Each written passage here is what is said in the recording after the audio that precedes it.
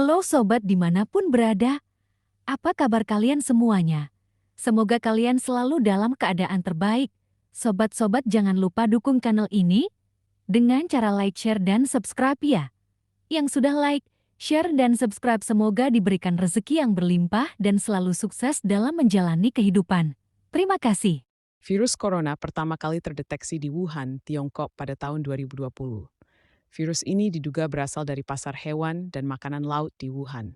Asal mula virus corona, ada dua hipotesis mengenai asal-usul COVID-19, yaitu paparan terhadap hewan yang terinfeksi atau kebocoran laboratorium. BBC menduga bahwa virus ini hampir dapat dipastikan berasal dari ular dan bahwa ia menyebar dari hewan ke manusia. Penularan virus corona. Virus corona dapat menular dari manusia ke manusia melalui transmisi dari cairan seperti air liur saat berbicara, batuk, dan bersin. Transmisi dari udara, transmisi kontak langsung dengan kulit atau selaput lendir.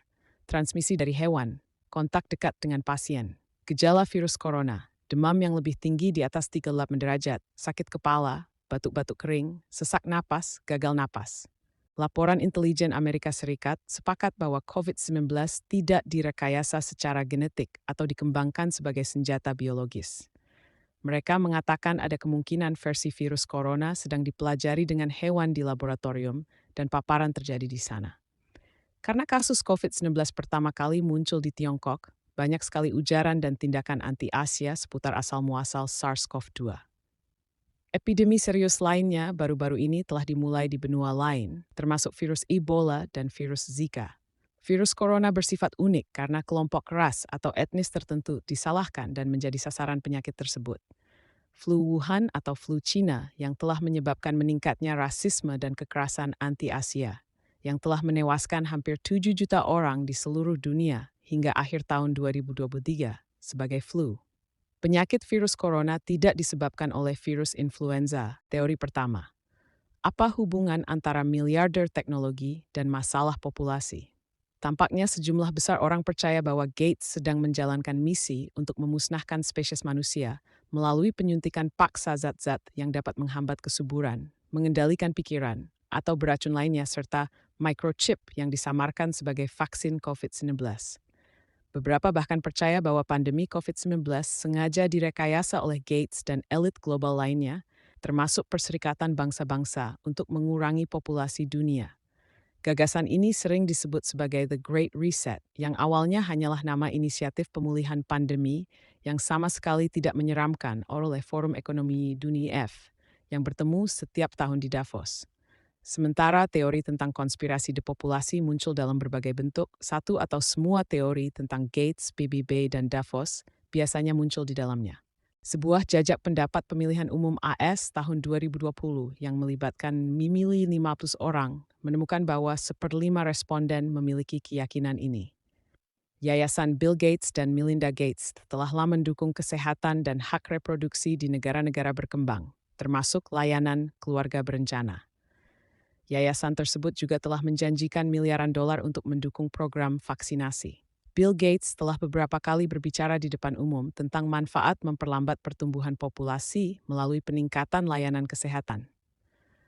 Misalnya, dalam ceramah TED tahun 2010 tentang cara mengurangi emisi iklim, pengusaha kaya tersebut mengakui faktor populasi dan menyatakan bahwa kita dapat menguranginya jika kita benar-benar melakukan pekerjaan yang hebat pada vaksin baru. Teori kedua, Agenda 2030 adalah inisiatif ambisius Perserikatan Bangsa-Bangsa yang diluncurkan pada tahun 2016 untuk menyelesaikan krisis terbesar umat manusia pada tahun 2030. Mulai dari mengakhiri kelaparan, ketidaksetaraan gender dan kemiskinan, hingga menghentikan perubahan iklim dan hilangnya keanekaragaman hayati. Tujuannya ditetapkan dalam 17 tujuan pembangunan berkelanjutan. Versi sebelumnya, Agenda 2021, yang diluncurkan pada Konferensi Lingkungan dan Pembangunan tahun 1992 di Rio de Janeiro, Brazil, juga telah menjadi istilah populer di kalangan penganut teori konspirasi yang meyakini bahwa agenda tersebut merupakan rencana rahasia untuk mengurangi populasi global. Teori ketiga, bahkan, dengan munculnya varian-varian baru ini, kasus COVID-19 mulai meningkat lagi di banyak negara, dan hingga tanggal 29 September 2020 telah terjadi 1 juta kematian akibat COVID-19. Satu teori konspirasi menyebut bahwa virus ini adalah senjata biologis yang direkayasa oleh Badan Intelijen Pusat Amerika Serikat sebagai cara untuk berperang melawan China, untuk menghancurkan pertumbuhan ekonomi China yang saat ini diprediksi akan melampaui Amerika Serikat di beberapa tahun ke depannya. Sementara ada pula teori lain yakin bahwa pemerintah Inggris dan Amerika Serikat memperkenalkan virus ini sebagai cara untuk menghasilkan uang dari vaksin yang akan mereka buat, sehingga dapat mereka gunakan untuk membiayai kepentingan mereka terhadap berbagai kebijakan di kawasan regional.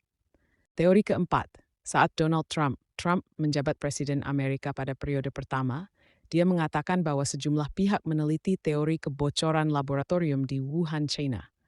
Saat itu, virus telah mendatangkan malapetaka di AS, menjungkir-balikan perekonomian, dan menghancurkan karier politik Donald Trump.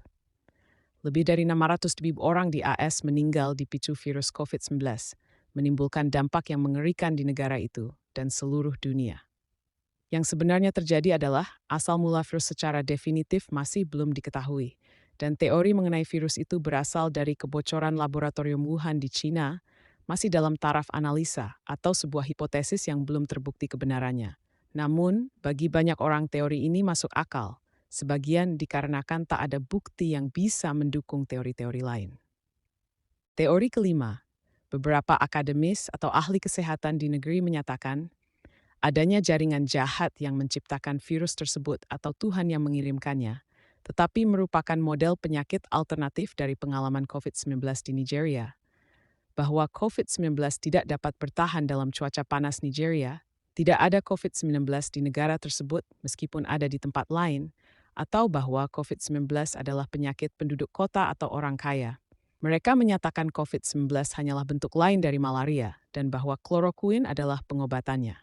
Mereka juga menyatakan vaksin COVID-19 kurang aman, efektif, dan berkualitas, terutama yang digunakan di Nigeria.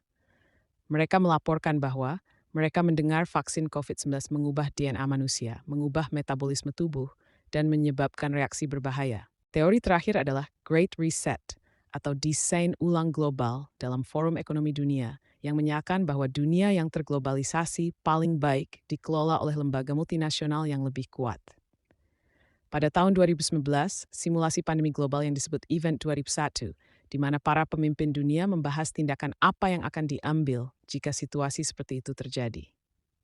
Teori-teori tersebut termasuk klaim bahwa pandemi COVID-19 diciptakan oleh kelompok rahasia untuk menguasai ekonomi global, bahwa pembatasan lockdown sengaja dirancang untuk mendorong kehancuran ekonomi, atau bahwa elit global berusaha menghapuskan kepemilikan pribadi sambil menggunakan COVID-19 untuk memperbudak manusia dengan vaksin.